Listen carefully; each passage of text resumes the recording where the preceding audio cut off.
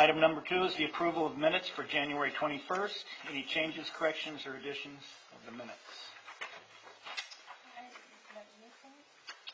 I move that we approve the minutes from the January 21st, 2020 meeting. Second.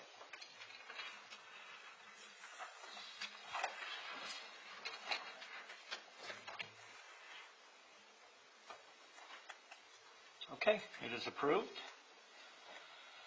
Item 3 is where the public can address the commission on anything that is not on the agenda tonight. Anyone who wishes to address the commission regarding items not on the agenda may do so at this time.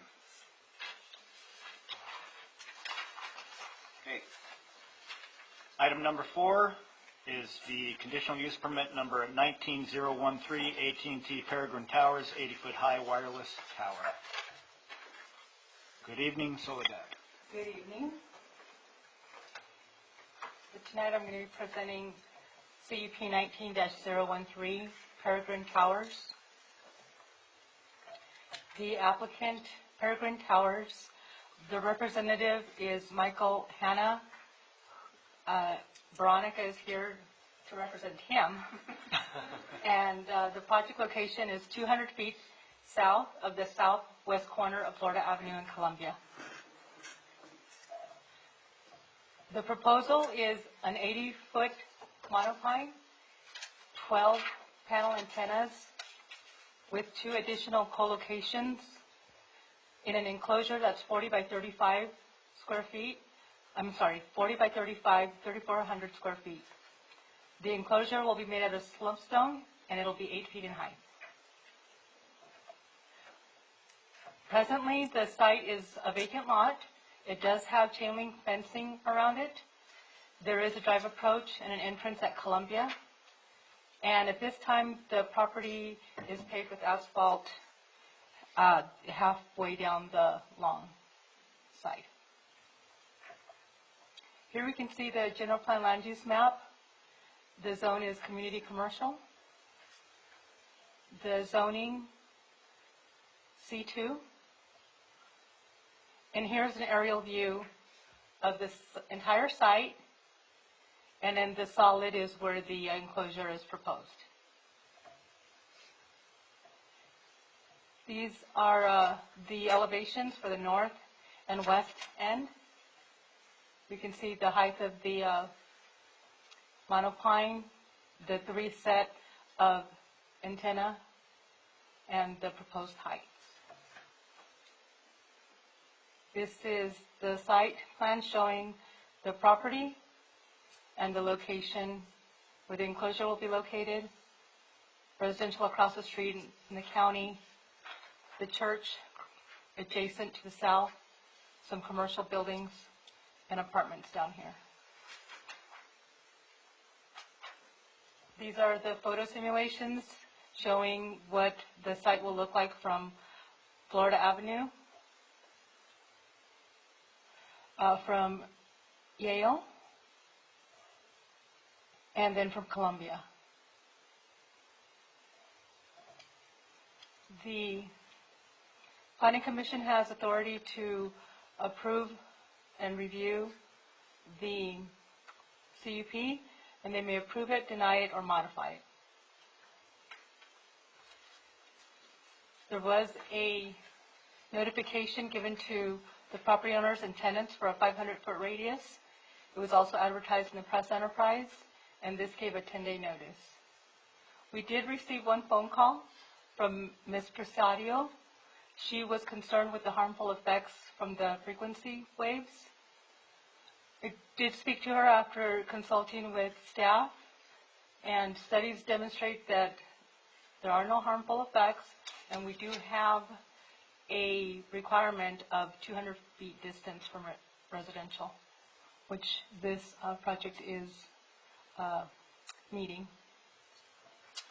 This is an infill project, and it's CEQA exempt, and staff is recommending that the Planning Commission adopt resolution number 20-004, approving conditional use permit 19-013, subject to the conditions of approval, and direct staff to file a notice of exemption with the county clerk. The Applicant representative is here, if you have any questions of her or staff. Thank you. Thank you. Questions for staff? Could you go back to the slide that shows the rendering? The what rendering? The rendering of what it's going to look like? Oh, this is from Columbia, this is from Yale, and this is from Florida. That's to scale, that's 80 feet? That is what we request from the applicant, What, that it's an accurate rendition of what it'll look like. So it's to scale. Correct. Correct.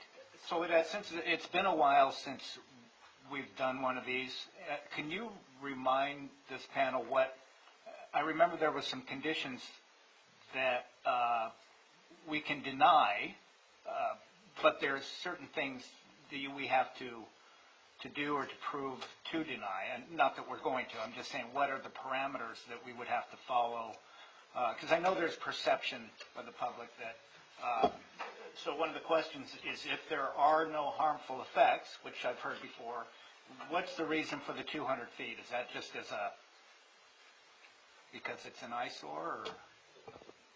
It's a beautiful Well, cellulose pinus. If I might address that, there have been a variety of studies, mostly performed by the industry, obviously, that have not demonstrated, I mean, they've shown that there's no harmful effects that have been documented from the frequency of these applications. We do require it to be 200 feet from residential uses, just as an abundance of caution, and also, due to the height of these things. That's the City of Hemet's ordinance. Yes, that's the City of Hemet Gotcha. ordinance. All right. There are federal requirements relating to the location of cell towers that do limit just how much authority we have in denying them. There are specific findings for that that I don't have at hand right now, but we could bring that back to the Planning Commission if you're interested. I had heard them. I couldn't remember specifically what they were. I made the assumption that their lobbyists were pretty well paid. Well, I mean, They did a good job. these days, And of course, I think- they're prolific. I think it's estimated that 80% of the population has cell phones, and so, it is. That's all? I would have guessed it's 90. I mean, yeah. Yeah, you can ask Veronica, she probably has better statistics on It's that. over 80 or under like 8. But, if you want cell phone service, it's necessary to accommodate these. As we move forward into newer technologies, we're probably going to see different. Well, with the 5G, we're going to, yeah. With 5G, we're going to see different types of antennas required that may be less obtrusive, but more numerous.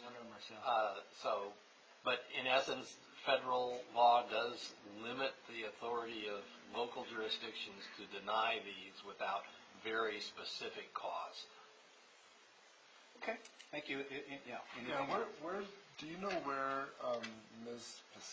Pisadio lives? She lives in the apartments that are south of the site. So, let's see. So it would be south of here. There's the church. On the other side of the church. I think the slide you just had showed that, Okay. Soledad. Okay. Right here are the apartments. I'm not sure what unit, but we do have a distance from here to here. What is that distance? I can't see it from here.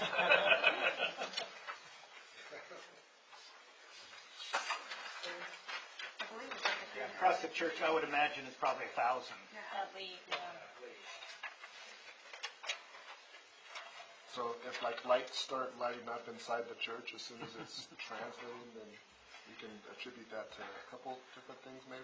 I think it's a common perception that there's, anyway, issues. The cell tower is 404 feet from the closest part of the apartment building. Oh, thank you. Gotcha. Okay. And then the other, one of the things I noticed in the staff report, and I appreciate, I know the last project that came up, was over in the Hemet Mall area, and there was a question in regards to co-locating. The auto mall. That was the auto mall. What did I say? Emmett Mall. Yeah, thank you.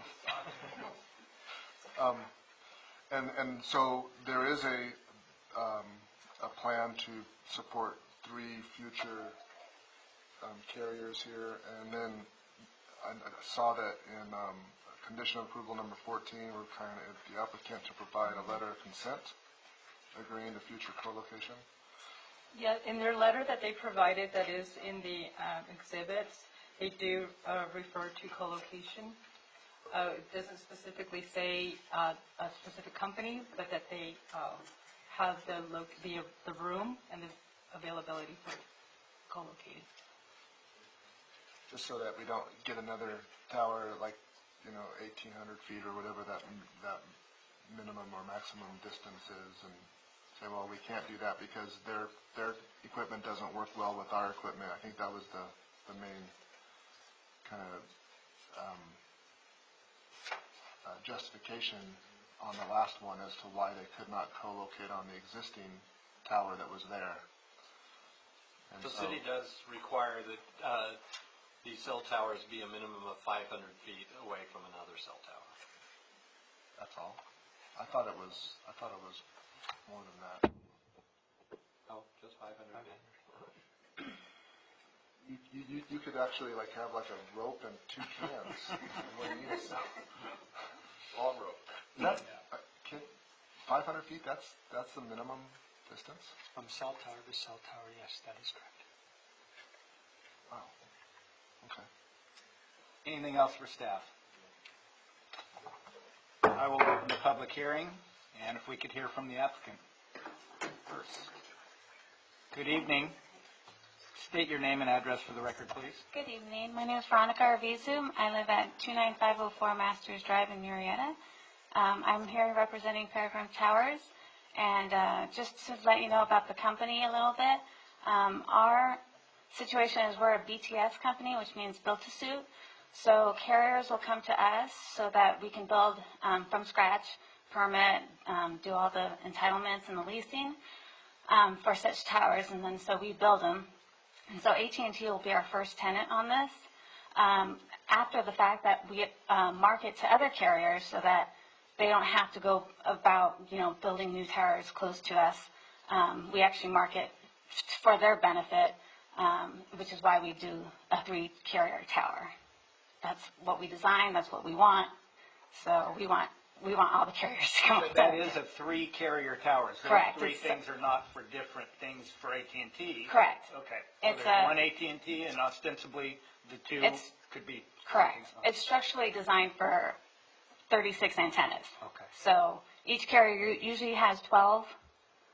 So that's what the 3 arrays are for. Oh, good. Do you pay more if you're up higher on the tower? I don't have the business terms, actually, sorry. But the first tenant does get pick of the choice, so yeah, they're not going to want to go on the bottom. Are you familiar with the construction? I mean, you're of the construction company. So I've been in the industry for 16 years, so anything you have regarding so the that industry. 8-foot slump stone enclosure, that's for equipment, or is that basically the base to hold this pole? It's for the cabinets, yeah. So the equipment cabinets that read the radios and translate the signals. That's And then, for. so the chain link is on the outside of that, and so inside is this enclosure with The chain link goes around the entire property, and then our area is going to be enclosed further with the slump stone. Okay. Yeah. And that can house additional carriers as well. We made it large enough so that AT&T or Verizon or Sprint or whoever wants to More come equipment in there. throws in their equipment, and we're done. So is there any issues with the antenna style separation? Most carriers require 5-foot distance from antenna array to antenna array. And that's why we need the height so that we can accommodate that request. I think that was. That's what it was. Yeah, it wasn't high enough, Yep. and they couldn't get enough clearance. That's right. Okay, thank you. That's all I have. Anything else? Why a pine, not a palm? 3 carriers need a pine. The palm tree would look funny with little I arrays wanted to sticking know, out. now and then. Thank you. Sure. Appreciate it. Thank you very much. Would there anybody else like to speak to this? Okay, seeing none, I will close the public hearing, and any discussion on this item? I'd like to move that we adopt Planning Commission Resolution Bill Number 20-004, approving CUP 19-013, subject to conditions of approval, and direct staff to file a notice of exemption for CEQA purpose with the county clerk. Second?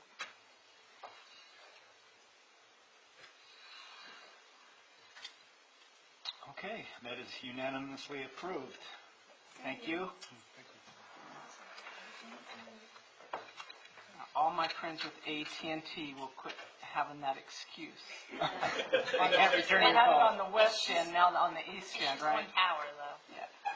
Thank you, guys. All right. Hi, Debbie. Bye. Okay, department reports. Item 5 is city attorney reports. I have nothing to report tonight, but it's a pleasure to be back and to see everybody. Nice to see you back. Happy New Year. Happy New Year. We're all going to get out early and go to Tiffany's for taco night. We already ate, but I can Okay, make oh, something. sorry. Community development reports. I have nothing to report. Okay, once again. And planning commissioner report. Oh, I'm sorry. Okay, back it up.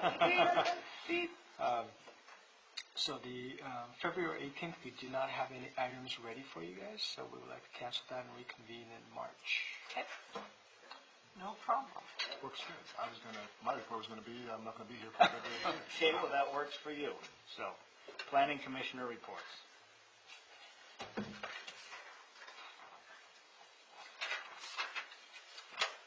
Chairperson Overmeyer, I have nothing to report tonight. Vice Chairperson Alderton is absent. Commissioner Lieberton, Nothing to report. Commissioner Van Arsdale, Nothing to report. Commissioner Worth. Just want to know if was there any update on McSweeney Farms from our last meeting? Any progress? Have they been able to get what they needed submitted to the city? We're still working through some issues, particularly relating to the implementation of the CFD that the engineering department has been having discussions with McSweeney Farms, but those are close to being resolved. Richmond American did file their architectural plans for tract 31824 yesterday, so for 77 lots, that will be coming to the Planning Commission in the next couple of months for review. So we understand that another developer is going to file for the remainder of that tract in the very near future. So we're moving forward, and you should see some projects coming before you, and I expect that they will want to start. I know that Richmond American wants to start construction this spring, so they have product ready for delivery this summer. And I believe the other developer is also hoping to do the same thing. So hopefully you'll see two new projects down there by the summer, actually under construction. Thank you. And the other thing is I will not be here for February 18th meeting. Good. Okay. Neither will I. Okay, if there's nothing more, we will adjourn to the March 3rd meeting.